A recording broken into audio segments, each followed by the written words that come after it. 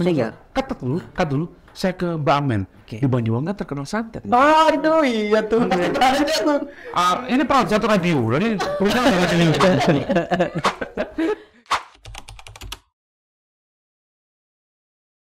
Aku bingung ya. Bingung kenapa? Kamu tiap hari bingung terus. Enggak, kalau kemarin soal mobil. Ini soal hunian. Oh, Soal hunian. Dan ini berhubungan dengan apa ya? Selama ini yang menjadi pikiranku ketika aku kerja di sini itu nggak dapat apa-apa. Hanya finansial aja. Tapi kalau aku di rumah itu buka usaha, betul. itu aku dapat sesuatu dari BPJS Ketenagakerjaan, you know? Kok bisa? Bisa dong. Kalau janjian nggak ada. Masa kenal pagi, apa Amel ya? Kalau gitu ngapain gini kok? Ya lebih seru aja. Ya. Oke, kita ngomongin soal pastikan debitur KUR terlindungi program bukan penerima upah. Ini maksudku. Dan temanya ada dua sih. Karena yang kedua itu sejahterakan pekerja dengan perisai DP jam sostek. Gitu. Ya Pak. Iya. Pertama dulu, kan? Nggak gabut gitu ya kan? Iya. Ini puasa-puasa kok kita banyak tekanan ya. Karena dari mana Pak? Mas Ante sama Amel. Kayaknya aku ini ditekan. Oke, pulang parah. Mas Ante dulu. Siap Om. Ini kalau kita ngomongin soal debitur KUR yang terlindungi program bukan penerima upah, maksudnya gimana sih? Debitur KUR ya Om ya. Nah gini Om Ferry. Sekarang Om, kemarin di awal tahun 2023 itu Menteri Koordinator Bidang Perekonomian Oke. mengeluarkan peraturan Oke. melalui Permenko nomor 1 tahun 2023 yang mana isinya kalau boleh saya singkat adalah teman-teman kita yang mengajukan kredit usaha rakyat itu harus terlindungi program bukan penerima upah melalui BP Jam Sostek. Nah, terlindungi berarti programnya apa aja? Kita pengen tahu nih. Programnya sama seperti yang mungkin di beberapa episode ya Om ya, kita pernah ikut juga di sini. Yes. Bukan penerima upah. Oke. Program yang dasar dilindungi yang diikuti adalah jaminan kecelakaan kerja dan jaminan kematian. Oke. Kamu dong yang tanya aku. Tadi Data nih sekarang. Menteri apa tadi? Menteri Bidang Perekonomian. Siapa itu Pak menterinya Pak? Kok nggak ya namanya. Saya ke Mbak Amel aja deh. Mbak Amel ini di BPJS Tenaga Kerja sebagai apa sih kompeten? Saya sebagai account representatif. Oke. Enak banget kalau Mbak Amel Ngomongnya enak. Sama enak ya sama Mohon maaf saya ada kegiatan lain saya. Pak dari bisa kesini loh. Enggak. Ini kalau kita ngomongin soal debitur KUR yang sudah tercover oleh BPJS Tenaga Kerja sampai dengan hari ini ada berapa sih? Boleh ya, boleh saya tambahin Om Ferry. Karena ini baru bergulir, kemudian teman-teman perbankan pun juga baru bisa menggulirkan di bulan Februari dan Maret ini. Awalnya kan Januari ya? Januari memang Menkonya tuh. Oke. Aplikasinya 2000? Bulan? Implementasinya baru di akhir Februari dan awal Maret kemarin. Oke. Mungkin kalau boleh saya recap ada sekitar mungkin 300 penerima KUR itu sudah terlindungi Om. Tapi nggak ada kuota batasan kan? Nggak ada? Enggak. Semua pengajuan KUR itu harus wajib terlindungi Disyaratkan. bukan penerima. Oke. Singkatannya kalau Mbak Amel ini apa Mas Andri? Kalau di sana? Kalau di sana tim saya ini ada AR dan ARK. Kalau Mbak ini? Mbak AR. AR. Oke. Dalam bidang AR, saya tanya, kamu diam dulu ya. Mbak Amel. Kosong Pak saya Pak. Ini saya tanya, ketika pengajuan itu untuk bisa mendapatkan program yang mandiri tadi, ada syarat khusus nggak sih? Kalau persyaratannya biasanya punya pekerjaan. Kalau ngajuin KUR kan pasti ada usaha ya. Kayak orang yang mengajukan kredit pasti punya usaha. Entah itu petani, pedagang. Nah yang penting ada pekerjaan. Yes. Kemudian usianya di bawah 65 tahun. Kenapa? Takut mati? Mas Andri. Kenapa? Yang ditakut kenapa? Ada batasan usia. Usia? Jadi Sudah usia aturan ya? produktif. Kalau di kalau bahasanya usia produktif itu sampai di usia 65 saat ini sampai usia 65. Tapi kita nggak tahu kalau nanti ada perubahan ya. Batasan usia 65 tahun punya KTP. Punya KTP, pasti punya Semua KTP. kan punya KTP Ya. ya. Yang saya tanyakan pastinya itu berapa nominalnya? Apakah ada batasan tertentu Mas Andri? Atau standarnya ada nominal berapa gitu? Kalau untuk persyaratan KUR ini kan mereka tergantung dari pinjaman ya. Dari perbankannya penyalurannya berapa rupiah gitu. Tetapi kalau kita bicara masalah premi atau iurannya, kita bundling dengan masa angsuran Om Ferry. Jadi ini yang diwajibkan adalah untuk KUR yang di atas 100 juta ke atas. Tetapi tidak menutup kemungkinan bagi teman-teman yang menerima kur di bawah 100 juta pun mereka ikutkan program ini karena benefitnya itu sangat banyak Om Ferry. Nanti kita bicara benefit. Sekarang aja. Sekarang aja. Bang Amel, saya ke Bang Amel dulu. Iya, Bang Amel, boleh. di sana itu ribet nggak sih tentang syarat dan ketentuan dari teman-teman yang mengajukan kur ini? Kalau ribet sih enggak ya, karena kan kalau pencairan dananya itu kan tergantung kita yang banknya. Oke. Tapi kalau pendaftaran BPJS Ketenagakerjaan kita enggak. Yang penting datanya lengkap, ada KTP, nomor HP kan pasti semua punya ya. Kemudian yaitu usia. Kalau belum punya pakai Usia 7. Enggak, maksudnya aku belum punya Mbak. bisa. Om baru 1 hari Om, jangan Bisa nguruskan acara kita. Mas Andri, siap. Dari nominal itu ini kan rencananya kan bank itu yang mengeksekusi gitu kan? Betul. BPJS atau BPJS Sostek hanya perantara aja dan data tadi ya. Kalau misalnya ada yang kurang atau ada yang miss, itu berapa hari kinerjanya untuk bisa real dan bisa deal gitu? Pada prinsipnya Om Ferry, kita adalah tidak mempengaruhi kapan proses pencairan dari perbankannya. Kita hanya memberikan kepastian bahwa teman-teman itu terlindungi program BP Jam Sostek sebagai syarat untuk mendapatkan kur tadi. Nah, ketika memang sudah terdaftar, sudah terlindungi, itu menjadi proses verifikasi di perbankan. Karena ketika perbankan melakukan proses verifnya, itu ada proses checkingnya. Sudah peserta atau belum? Why? Ini harus berapa tahun? Apanya itu? Kepesertaannya. Kalau kepesertaan disesuaikan dengan masa angsurannya, tenornya. tenor pinjaman. Apakah nanti ada yang 3 tahun mungkin ya, ada yang 5 tahun gitu ya? Harus menikah dulu? Enggak. Nggak ada. Aku nggak bisa dong kalau. Iya, kan mana 2. Ini harus maksudnya gini tak. Kita pengen kulit dari Mas Andri sama Mbak Amel gini. Ketika ada peserta dari BPJS Sostek yang ingin mengajukan kur lewat program yang mandiri tadi, apakah ada survei? Oh, kayaknya dari usaha Bapak nih kurang mendukung nih. Omsetnya berapa? Mohon maaf 1 juta. Oh, nggak bisa. Atau gimana? Kita kan nggak tahu ya. Iya, kita nggak tahu. Kayaknya Om Ferry survei kayaknya begitu. Ini yang lain. Oke, Mas Tata. Jadi untuk teman-teman ini yang pengajuan kur ini, kalau proses survei dan segala macam mungkin dari pihak perbankan ya nanti yang lebih capable untuk memberikan statement atau informasi seperti apa. Tapi di sini kami Om semua bank penyelenggara dalam hal ini mungkin ada bank BUMN, kemudian ada bank daerah gitu ya yang memberikan fasilitas kur untuk masyarakat yang ada di Kabupaten Mojokerto. Ini perlu kita informasikan. Itu karena ini menjadi satu persyaratan yang mungkin baru ya untuk teman-teman yang belum pernah menjadi peserta BP Jam Sostek. Nah, bagaimana ketika memang tadi disampaikan si Mas Andri ini disurvei dulu gitu ya. Itu lebih di legalitas dari pihak perbankan. Kalau di kami tadi Amel sudah sampaikan kita menjadi peserta program kami itu tadi belum mencapai usia 65 tahun gitu ya. Dan memang pasti kalau memang dia mengajukan untuk kur usaha pasti dia memiliki usaha. Itu saja 2 kunci yang kita pegang. Berarti masih abu-abu dong. Betul nggak sih, Tak? Iya. Artinya kan tadi yang sudah mengeksekusi kan hanya pihak bank. Survei pihak bank. Artinya teman-teman peserta ini masih abu-abu, Pak Amel. Artinya kalau mengajukan kan hanya penyertaan aja ya. Sebagai dokumen-dokumen tadi. Betul ya? Masih abu-abu. Kalau untuk abu-abunya boleh kita biar jadi putih apa hitam dulu deh. Kita putihkan dulu ya, Om. Just me doubting. Prinsipnya begini, Om Per. Iya, keren. Ketika teman-teman ini katakanlah dia mau mengajukan kur gitu ya. Pasti akan diinfo ibu sudah peserta BP Jam Sostek belum. Bagaimana kalau kita balik mindset? Ibu sudah peserta BP Jam Sostek gitu ya. Dan dia akan mengajukan kur. Karena yang kita akan berikan manfaat itu adalah melekat kepada pekerjaannya. Terlepas dari dia mengikuti kur atau enggak, program BP Jam Sostek ini harus tetap jalan. Dan dia sebagai pekerja harus pastikan terlindungi. Nah, sekarang kita pengen tahu untuk iuran nominalnya rata-rata berapa, Tak? Betul. Atau kategori-kategori tertentu. Jelaskan sekarang biar negara dusta negara. Sabar. Saya. Enggak boleh. Om Fer, Om Ferry mungkin sama Om Tata sering lah ya Sering apa nih enaknya ganti? Ngopi di mungkin di lounge-nya hotel gitu ya. Satu gelas kopi itu berapa sih, Om? Ya kisarannya 50.000 ya kalau kita 50.000 ya. 50.000.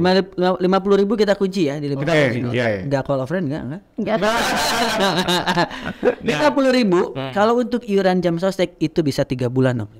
50.000. Serius. Apa? Satu gelas kopi kita tukar dengan perlindungan 3 bulan. Oke. Jadi setiap bulannya hanya 16.800. Wow, murah banget. Murah apa murah? Pilihannya dua. Murah apa murah banget gitu. Siapa mau tanya laki-laki atau laki-laki yang coba kita kasih contoh dulu semuanya. Enggak. Aku malu. Boleh dulu, boleh deh. Kamu yang mana? Nanti nggak gini. Artinya begini, ini kan ada program tadi disebutkan ada 2 ya, program kecelakaan kerja Dan kematian. sama Jaminan kematian. dan kematian ya. Nah kalau misalnya dia ini 16.800 Betul. ditambah lagi sesuai dengan pinjaman yang dia punya, itu estimasinya misalnya gajinya 4 juta, boleh nggak sih 100 juta gitu untuk itu ya. Tapi kan pihak menentukan. Tapi kan dari Anda pasti tahu ya, oh ini pengajarnya sekian. Biasanya berapa sih? Jujur Fer, ini to be honest kita tidak mencampuri berapa nominal yang harus mereka berikan, tetapi yang kita kunci atau kita jalankan peraturan yang baru itu adalah untuk peminjam di atas 100 juta ke atas. Nah, lalu bagaimana untuk teman-teman yang memang mungkin nggak sampai 100 juta minjemnya gitu ya? Apakah boleh mengikuti program ini? Sangat-sangat boleh. Mereka nggak minjem kur aja tetap harus menjadi peserta kita juga gitu loh. Karena ketika manfaat itu akan kita berikan ketika terjadi resiko. Sekarang saya kalau boleh kita berbagi. Ada nggak pekerjaan yang terlepas dari resiko? Nggak ada. Online? Resiko. Apa resikonya? Nanti kalau main phone ada petir, mati. Cukup mewakili ini. Penyiar.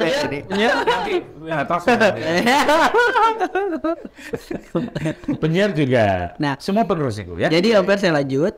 Kami sudah komunikasi dengan pihak perbankan. Berapa sih tenor maksimal untuk pinjaman katakanlah 100 juta itu? Itu paling lama adalah sampai di angka 5 tahun. Kalau 5 tahun angkanya berarti kalau 1 bulan 200.000. Satu bulan katakanlah 200.000 ya Om ya, 201.000 1 tahun gitu ya. Ketika dikalikan dengan masa tenor 5 tahun berarti kurang lebih 1 juta. Iya itu. 1 juta bisa memberikan perlindungan kepada para nasabahnya tadi itu. Dalam hal apa? Satu, kita boleh nih langsung bicara manfaatnya. Boleh. Ketika terjadi resiko meninggal, dalam tenor 5 tahun tadi, misalnya katakanlah seseorang yang penerima kur tadi itu belum tuntas masa angsurannya, tetapi yang bersangkutan meninggal dunia, kita berikan untuk ahli waris 42 juta. Dengan iuran berapa tadi? Katakanlah kalau 1 tahun 200.000 ya. Tahun kedua katakanlah meninggal, kita berikan 42 juta. Untuk ahli waris, bukan untuk yang bersangkutan. Kalau yang bersangkutan saya lari duluan. Kalau meninggal ada sini aja, ahli waris sini. Yang meninggal ini relatif nih Om ya. Bisa Om Tata duluan, saya belakangan ya. Atau saya dibalik aja. Atau saya belakangan. Boleh begini Mas Andri, yang kita tanyakan itu kalau kecelakaan biasa atau kecelakaan kerja kan ada 2 macam. Kecelakaannya kayak gimana sih gitu? Iya, biasanya Tata pas berjalan ambil helmet, ini contoh, kayak Pak Amel ya, ketabrak mobil brak gitu. Ada musuhnya katanya. Berapa? Apa 42 juta atau tambahan? Lumayan loh, kan nggak mau. Fer, jadi ini kalau dari pihak perbankan saya komunikasi. Kebanyakan teman-teman yang mengajukan atau menerima kur ini adalah teman-teman yang berprofesi sebagai pedagang. Oke, saya boleh kasih contoh ya. Boleh. Pedagang katakanlah jualan sayur misalnya di pasar gitu ya. Nah, gimana sih Mas Andi itu kecelakaan kerja seperti apa? Nah, sekarang saya sebagai tukang sayur nih, saya harus belanja dulu ke pasar besar gitu. Itu kan sudah termasuk proses bekerja. Ketika tadi terjadi resiko, katakanlah saya udah hati-hati, tiba-tiba Mas Tata ya, udah hati-hati, nabrak, saya ditabrak dari belakang. Kalau kecelakaannya di jalan yang jalan raya, itu katakanlah kan saya nggak pakai motor ya, katakanlah saya jalan kaki, itu full menjadi tanggungan kami. Tetapi kalau saya berkendaraan bermotor, ada musuhnya, ada lawannya gitu ya. Itu yang pertama dari grid. Jadi selanjutnya ditambahin dia kalau nggak. Oh, kamu duduk sana kan? kayaknya ya. Kan telepon kemarin. Mbak Amel, pernah nggak sih salah isi gitu ya? Maksudnya salah isi gimana sih? Iya, kan di situ ada dokumen nih ceritanya yang harus diisi oleh peserta, betul nggak sih? Nama KTP ada yang nggak sesuai nggak sih? Atau memang ada yang nggak ada atau gimana? Pernah nggak gitu? Kalau KTP kan dia melekat ke perorangan ya. Kalau KTP-nya sesuai sih, ya enggak sih. Yang penting KTP-nya sesuai itu benar, pasti atas nama yang bersangkutan. Ini kayak customer service yang telepon deh. Masa terus saya bikin kita benar ya gitu ya. Kok bisa setiap kesini bawa orang lain gitu loh. Nama temen. Nggak pernah konsisten ya. Tapi semua oke kan? Oke. Seperti perkiraan kita. Yang nomor rekening. Jadi gini, saya pengen tahu juga, ketika itu menjadi sebuah resiko, resiko, tapi resikonya ini misalnya dia itu keruntuhan bayam, tapi bayam satu truk gitu ya, dan nggak meninggal. Kayaknya Popeye ya itu, Pak. Kayak permanen, hitungannya seperti apa? Kalau untuk Om Ferry ini guru saya sebenarnya. Saya ini di sini lagi classroom aja. Iya. Jadi saya boleh Pak. Boleh? Terima kasih.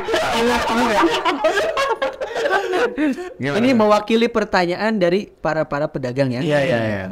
Mas Andri, saya kan dagangnya cuma dagang bayam gitu ya. Tapi nggak menutup kemungkinan satu truk ketiban bayam juga tetap aja kita sesak napas ya, Pak Omer ya.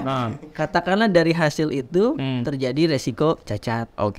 Kalau cacat pasti nanti ada perhitungannya Om. Apakah itu cacat fungsi apa cacat anatomis.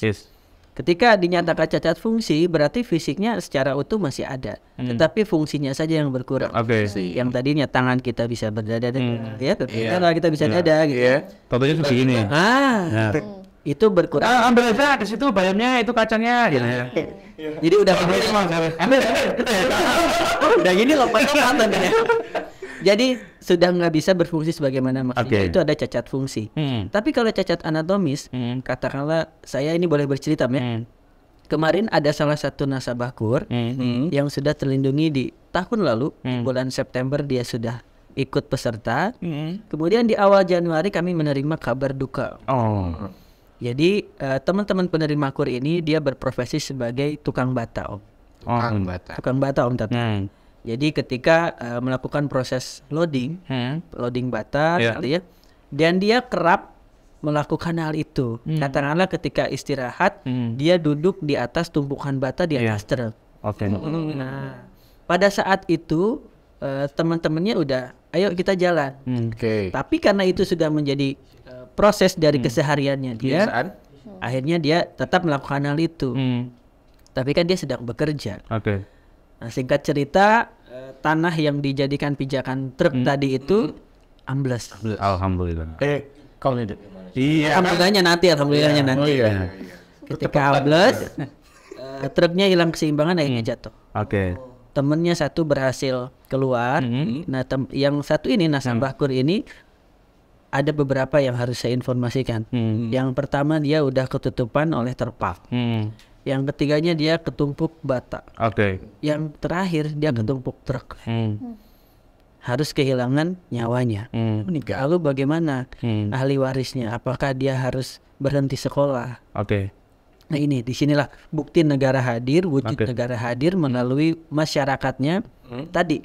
Karena yang bersangkutan sebagai peserta BP Jam Sestek gitu ya, secara KUR mungkin dia nanti angsurannya akan diberikan dari jaminan kami. Tapi secara angsuran, secara keberlangsungan hidupnya ahli waris, kami berikan bantuan beasiswa. Karena yang bersangkutan gugur sedang bertugas. Jadi ada bantuan beasiswa untuk 2 orang anak, mulai dari TK, SD, SMP sampai perguruan tinggi. Untuk 2 orang anak totalnya 174 juta. Luar biasa. Tapi kita besok lagi kalau tetap break dulu, nanti kita kejar opini dari Mas Andri dan juga Mbak Amel bareng saya Ferry Presiden dan tadi sampai ini.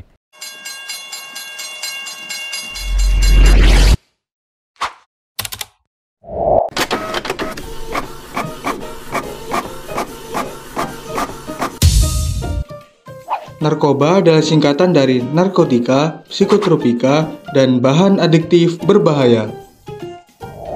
Narkoba sebenarnya adalah bahan yang digunakan untuk membius pasien operasi maupun digunakan untuk obat penyakit tertentu.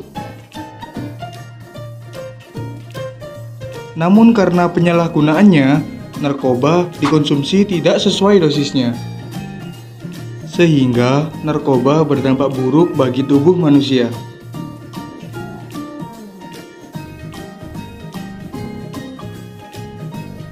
Narkoba dapat merusak tubuh kita, terutama pada bagian otak kita. Narkoba merusak bagian-bagian otak kita yang berfungsi untuk mengontrol emosi, ucapan, dan perilaku kita.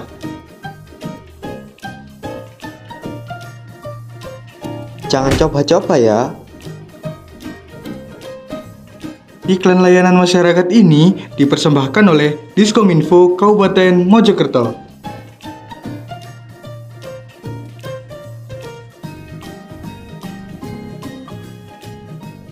Ini gini dah, apa? Misalnya ini chat permanen, misalnya ketimbang Mas Andri, Ya. saya pengen ngulik lagi nih kalau Mas Andri. Mas Andri, kalau misalnya ada peserta, ngulik bukan. bukan, itu meneliti. Kalau gini, Pak. Jangan terlalu ini mau asal.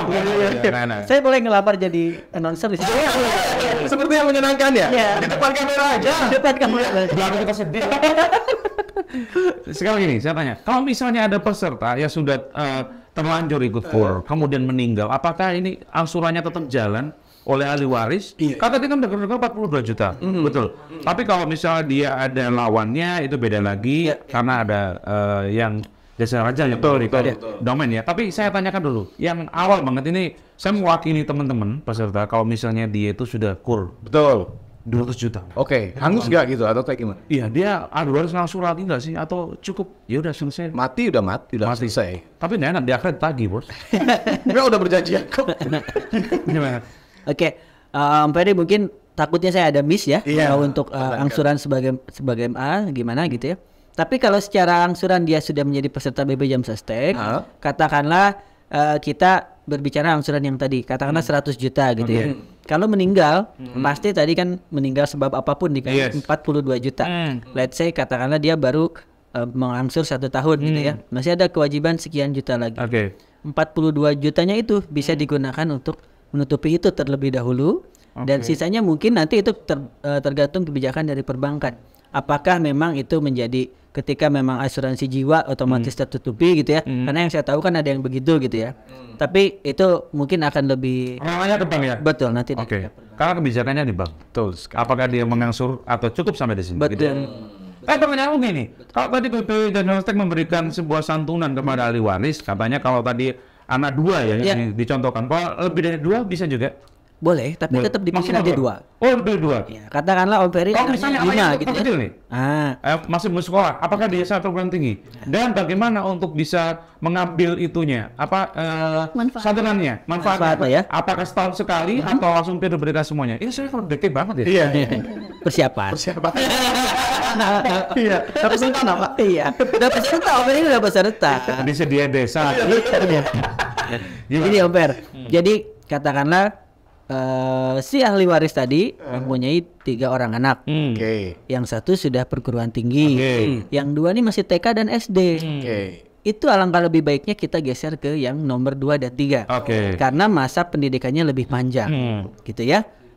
Sama ataupun yang tadi yang 2 sudah menikah, yang 1-nya masih TK, yang 4 belum diproses. Ya.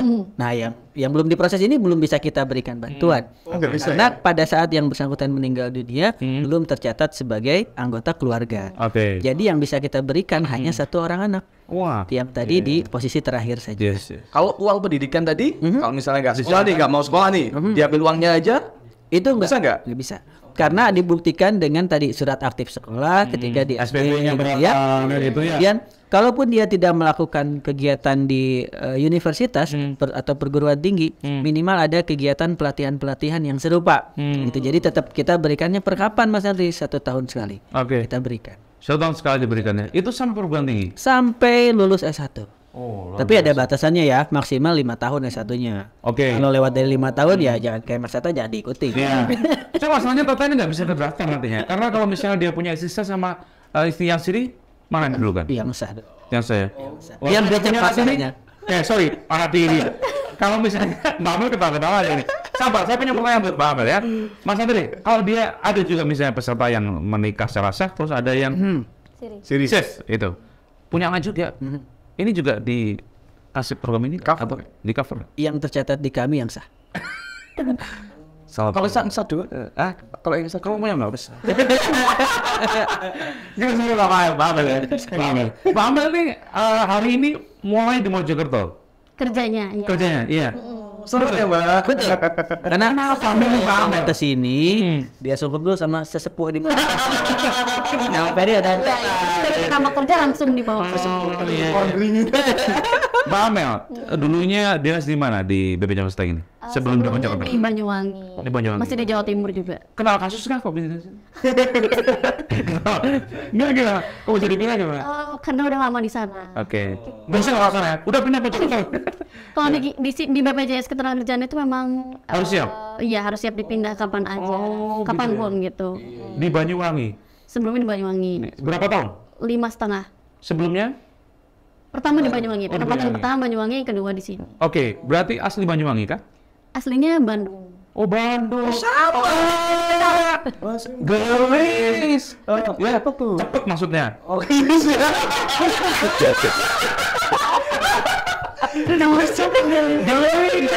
saya awalnya next. Coba catat. Cepet.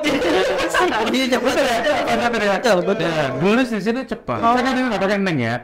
Neng gelis berarti cantik dari sana. Kok sini berarti neng cepet. Tapi makanya kalau ada yang bilangnya gelis, jangan harap cantik, cepet. Cepet gitu ya. Iya. Hari ini pertama di Mojokerto, sudah aja podcast gitu ya. Yes. Luar biasa, dikenal sama Mas Tata sama saya. Jangan ini ya, jangan terprovokasi sama kita. Jangan. Ya. Pindah-pindah ya kerjanya ya. Iya. Banyuwangi, pindah ke Mojokerto. Kapan pindah ke rumah tangga kita? Kayaknya semua ini kita bubaran aja. Gini Pak Amel, di sana sebagai AR juga atau bidang lain? Saya pengen tahu ya. Di sana sebagai ARK. ARK itu ada khususnya. Oh, apa itu khususnya? Account representatif khusus. Oh, ARK. Ini Mbak, kenal ART.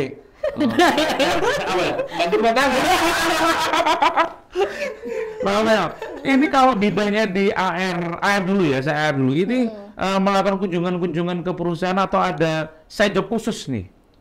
Kalau AR itu ya membina perusahaan, dengan terus Membina perusahaan aja. Membina dalam artian supaya bayarnya lancar atau gimana? Atau Semua mengcover ini pekerja? komunikasinya tetap lancar. Jadi kalau perusahaan ada kendala itu kalau konsultasi ya bisa ke saya gitu.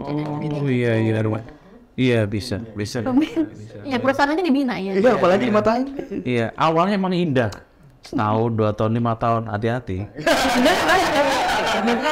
Sudah berumah tangga? Sudah. Berapa tahun?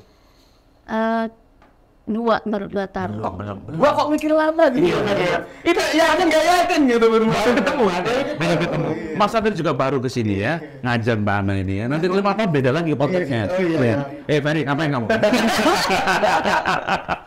Itu yang udah saya persiapkan.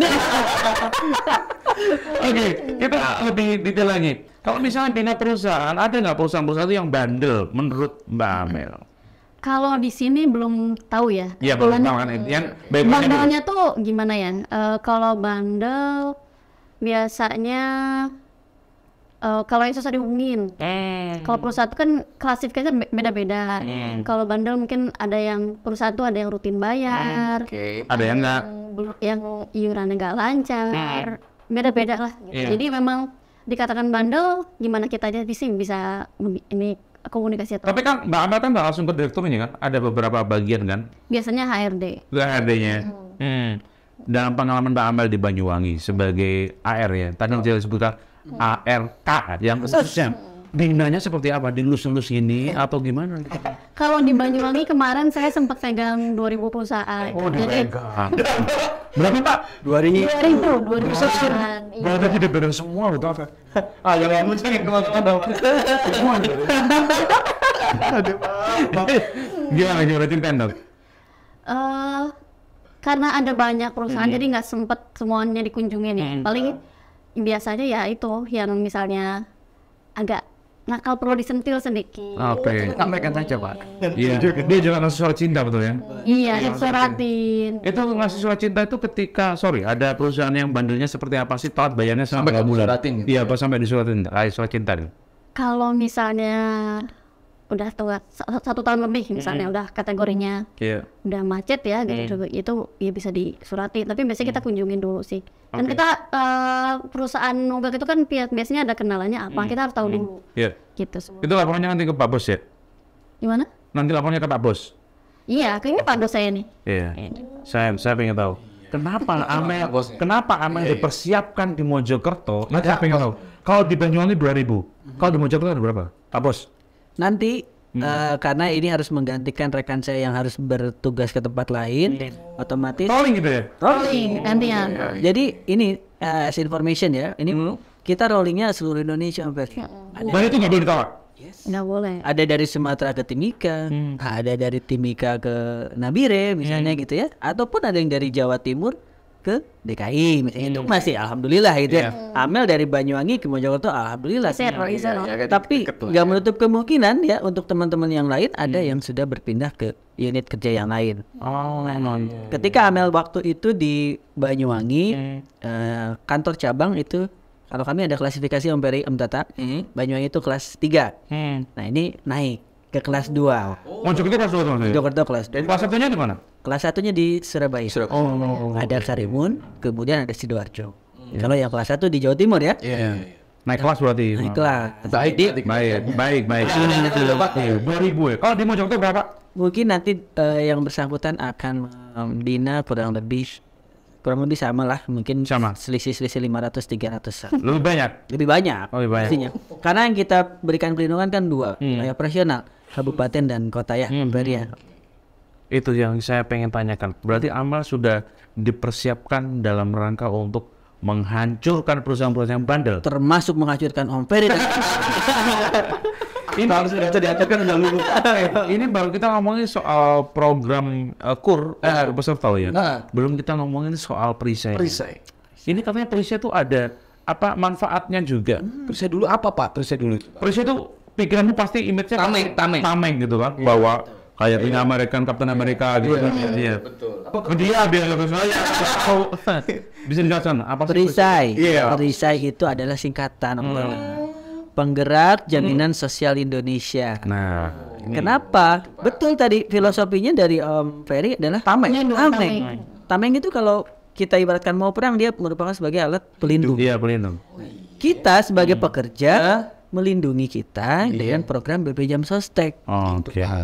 Jadi kalau misalnya melalui agen tadi gitu lalu perisai gitu. Dari kecelakaan, waktunya mati nggak jadi mati. Iya, enggak maksudnya program. Sorry Pak. Karena dapat alhamdulillah. Oh ya maaf Pak. Dia dapat santunan gitu kan. Tapi begini, agen-agen yang tercover oleh BP Jam Sostek ini kan berbagai macam. Ada minimalnya nggak sih? Misalnya nih Pak Tata di rumah itu mau mengumpulkan orang-orang pekerja yang buruh atau yang bukan buruh untuk dijadikan perisai, agen perisai atau anggota perisai. Ada minimalnya nggak? Sebenarnya untuk minimal kita ada 2 opsi Om Fer. Yang pertama katakanlah saya mau menjadi seorang agen perisai. Itu saya boleh menjadi seorang pribadi tapi gabung di kantor atau komunitas yang sudah ada boleh. Itu yang pertama. Yang kedua Mas Tata sendiri dia punya komunitas. Katakanlah Persatuan Orang Sepeda Ontel. Gitu ya. Sepeda ontel gitu. Katakanlah punya teman-teman sepeda ontel. Nah, tetapi yang teman-teman sepeda ontel itu kan pasti punya profesi juga ya, ya. Entah itu waria, ada, teman ada ya, Pak. Profesi ya, menghibur kan ya, menghibur. Ada kegiatan. Nanti malam kunjungi aku.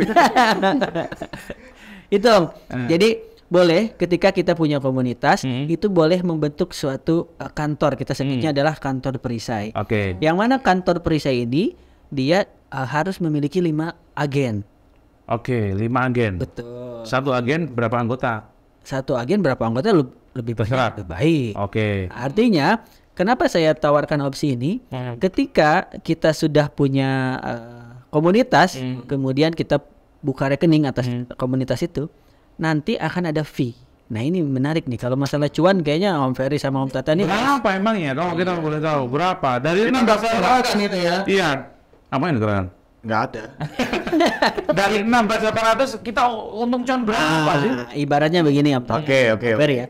Kita punya komunitas 100 orang. Oke. Oke ya. Oke. 100 orang, udah kita masukin di dalam kotak nih. Yes. Iurannya 16.800 satu orang. Oke. Berarti kalau 100 orang 1,680 ya. Iya. 1.680. Oke. Berapa sih yang kembali untuk kita cuannya gitu ya? Iya. Dari satu orang itu Om Ferry dan Om Tata akan dapat 10.000. 10.000. Dari satu orang. 10.000. 1 juta dong. 1 juta. Oke. Berarti dengan kata berapa pilon nih?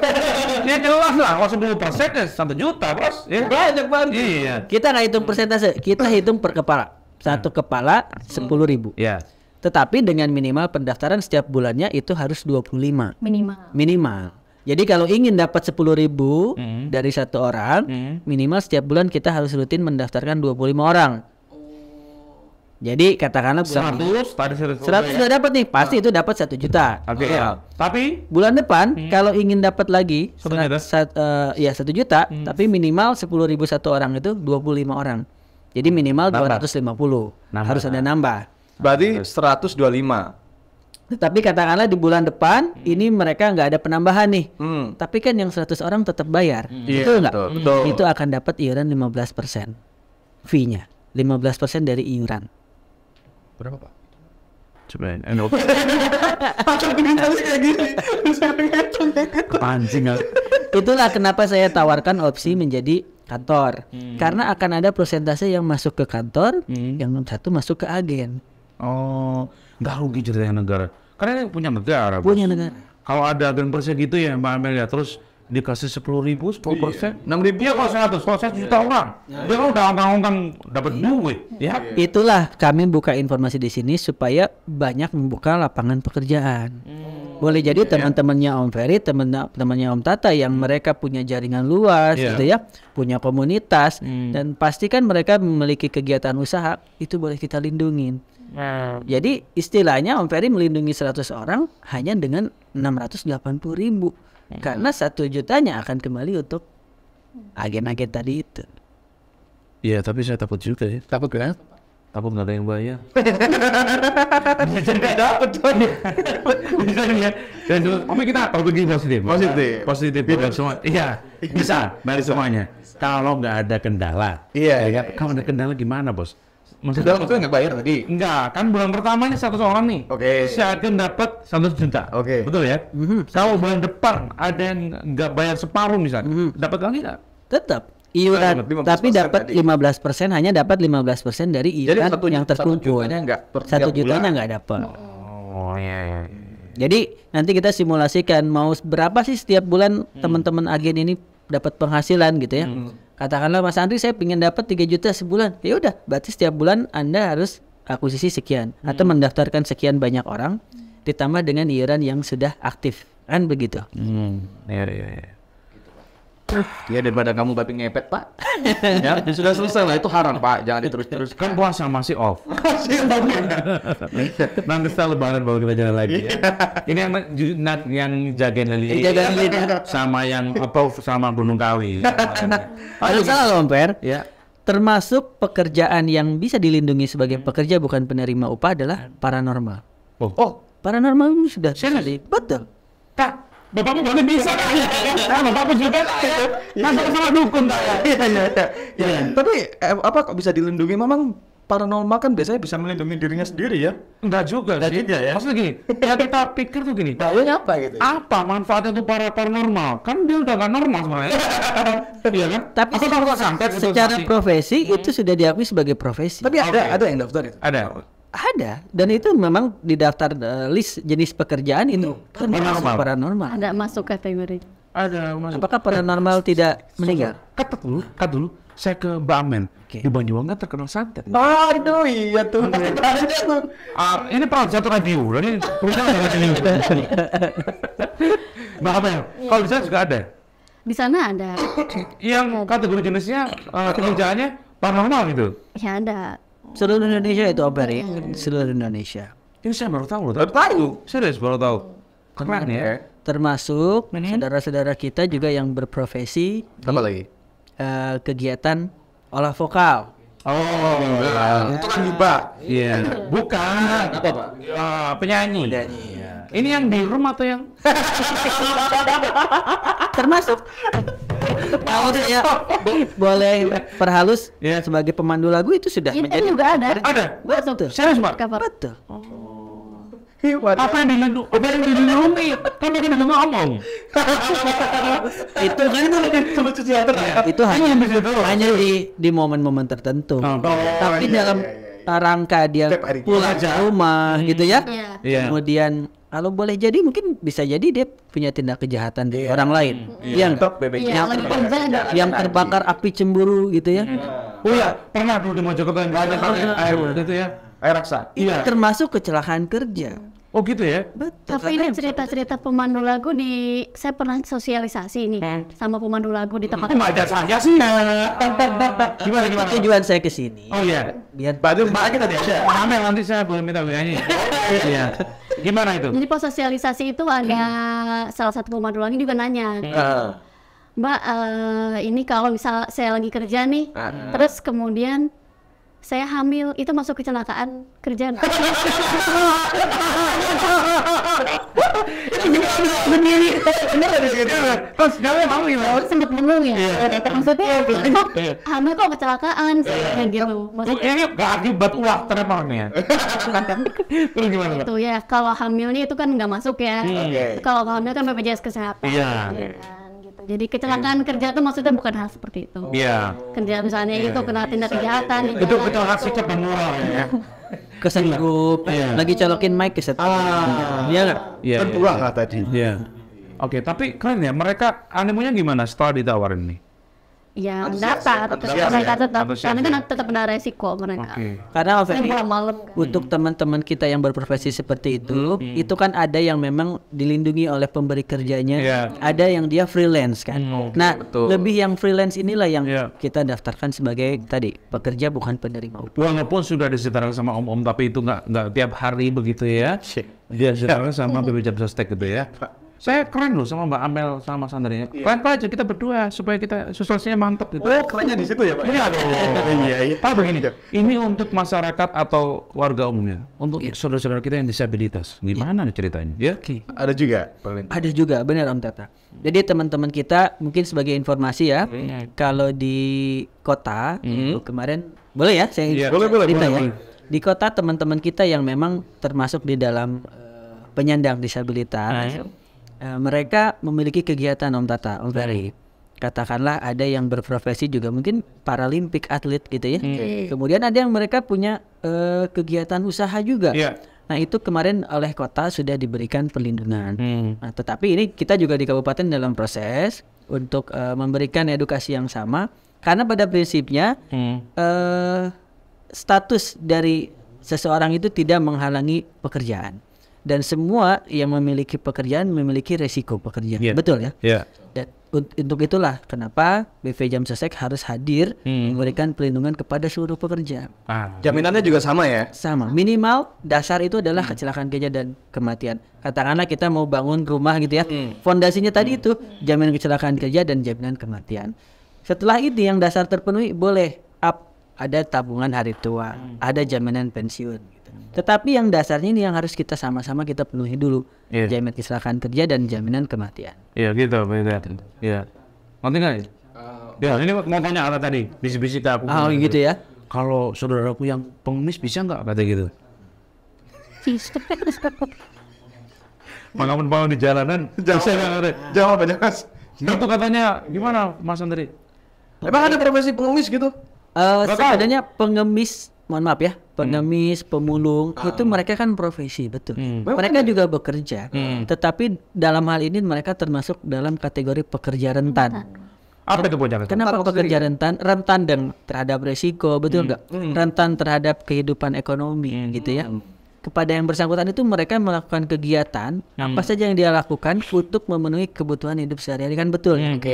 Nah itu termasuk dalam pekerja rentan.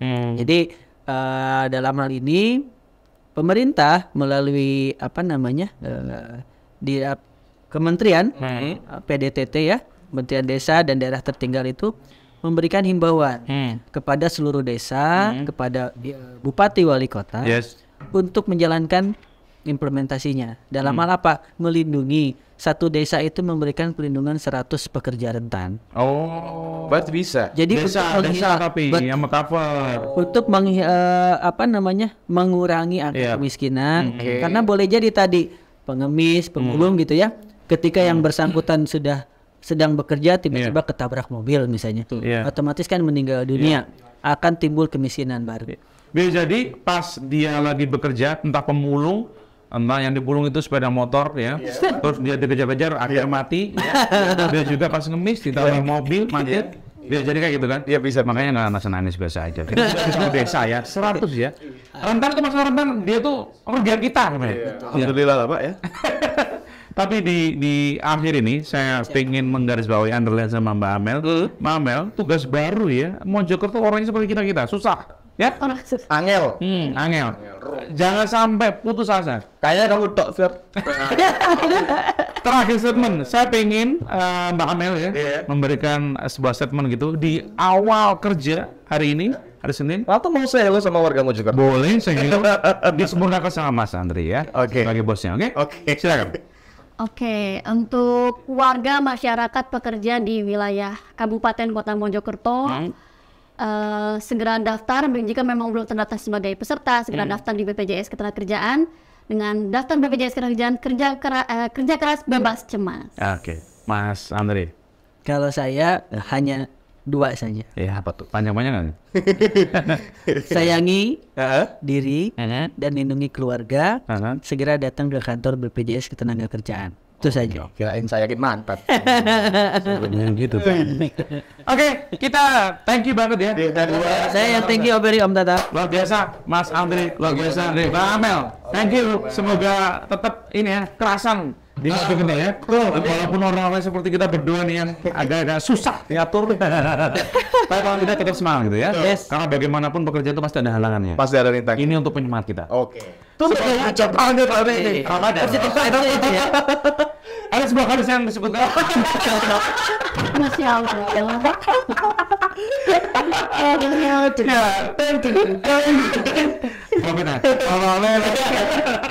Oke, terima kasih buat semuanya deh, terutama untuk Mas Andri juga mengedukasi banget saya berdua dan semoga teman-teman di sana juga bahwa apa yang kita lakukan untuk menghidupi keluarga kita semua terlindungi. Ini buktinya pemerintah hadir di tengah-tengah kita gitu ya.